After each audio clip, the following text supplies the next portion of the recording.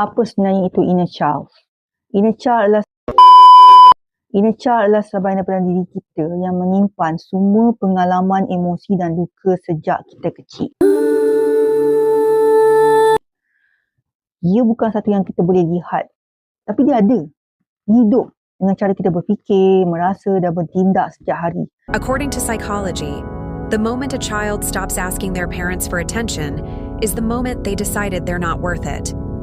Setiap kali korang rasa takut ditinggalkan, rasa tak cukup bagus atau mudah terluka, itu bukan semata-mata diri kau sekarang.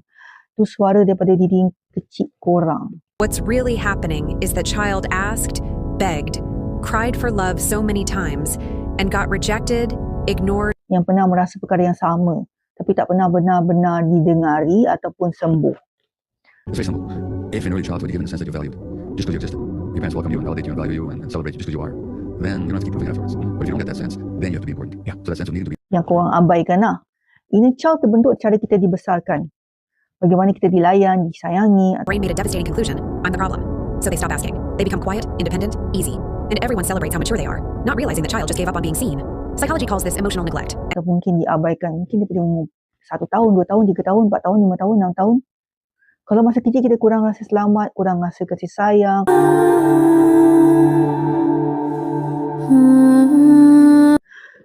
Sering disakiti, ditinggalkan, luka tu tak hilang, cuma diam je. Bila kita dewasa, dia muncul balik dalam banyak suara. Dalam hubungan, dalam emosi, dalam cara kita melihat diri kita sendiri. Sebab tu healing bukan sekadar move on tau.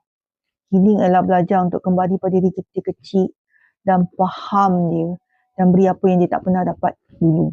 Kadang-kadang yang paling perlukan kita adalah diri kita yang dulu.